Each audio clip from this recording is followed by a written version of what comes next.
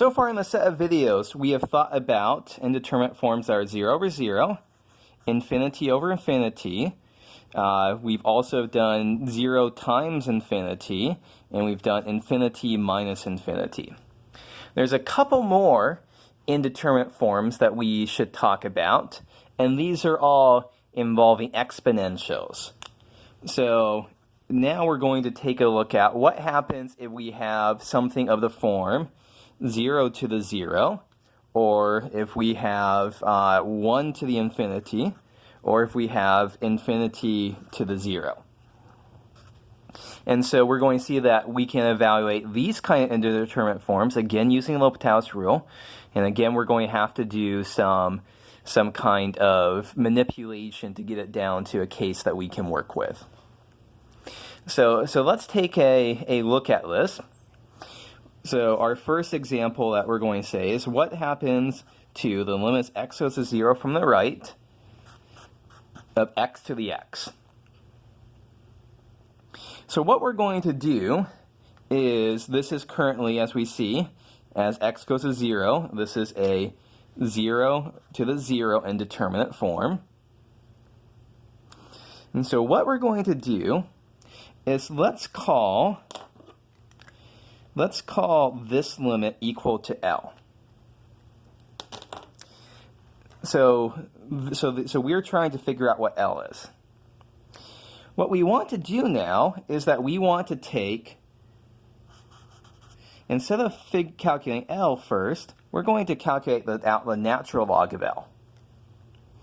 And so something that we should know from back in doing our limits is that we can actually move this natural log inside here. So what we're trying to do is that we're looking for natural log of L, which is the limits x goes to 0 of natural log of x to the x. And by now it should be apparent why did we take natural log to bring down this x.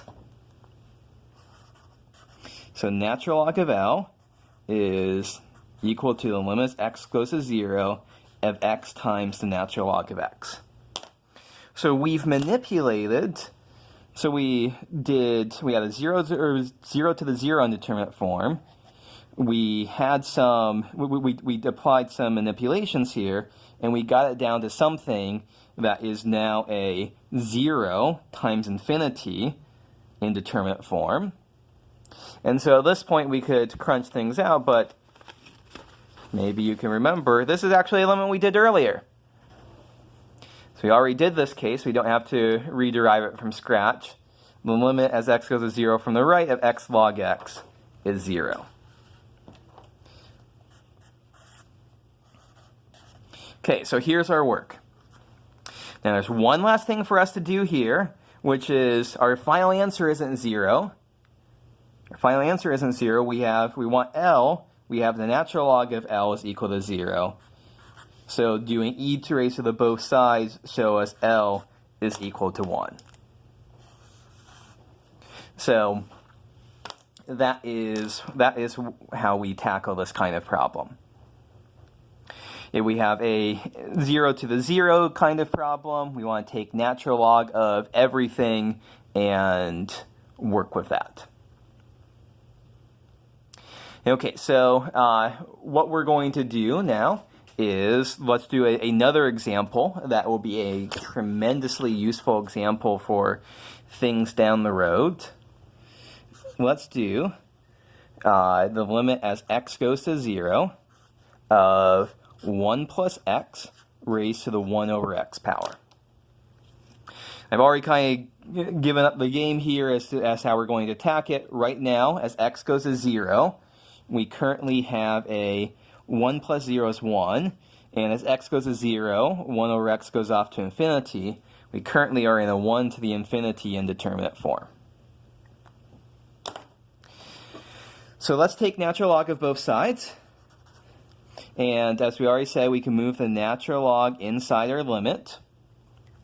And that's going to allow us to bring down this factor of 1 over x.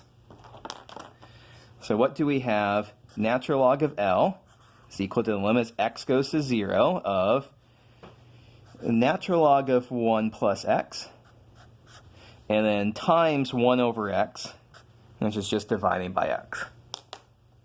So now let's think about what's happening as x goes to 0, x goes to 0, natural log of 1 plus x, that's natural log of 1, that's 0.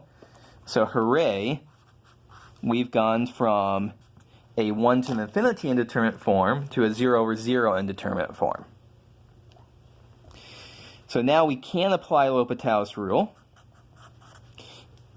So we take the derivatives of the top and bottom separately. Remember, we're not using the quotient rule. We're taking the derivatives of the top and bottom separately. The derivative of the bottom, the derivative of x is just 1. The derivative of 1 plus, natural log of 1 plus x is 1 over 1 plus x. And so this is just the limit x goes to 0 of 1 over 1 plus x. Plug in 0. 1 over 1 plus 0 is 1. So what do we have here? Once again, our final answer isn't 1, but we have natural log of L is equal to 1, and so L is equal to E. So in conclusion, the limit as x goes to 0. You know what? Let me go to, this is a pretty important conclusion. I think it deserves its own slide here. The limit as x goes to 0 of 1 plus x to the 1 over x is equal to E. So this is something we'll work with in the future. This is a way for us to define E. In other words, if you weren't sure what E is, this is a very elegant way to define what E is. One more formula involving E is that we can make the replacement if we replace x with 1 over t. We end up with the limit of 1 plus 1 over t to the t. And if x is going to 0, if x is 1 over t, t is going to infinity here. So this is an alternative way to define E. The limit as t goes to infinity of 1 plus 1 over t, all of that raised to the t power. Again, this is something that we'll be using in the future. This is very applicable to important notions like compound interest and things like that. These are some of the most important identities involving E.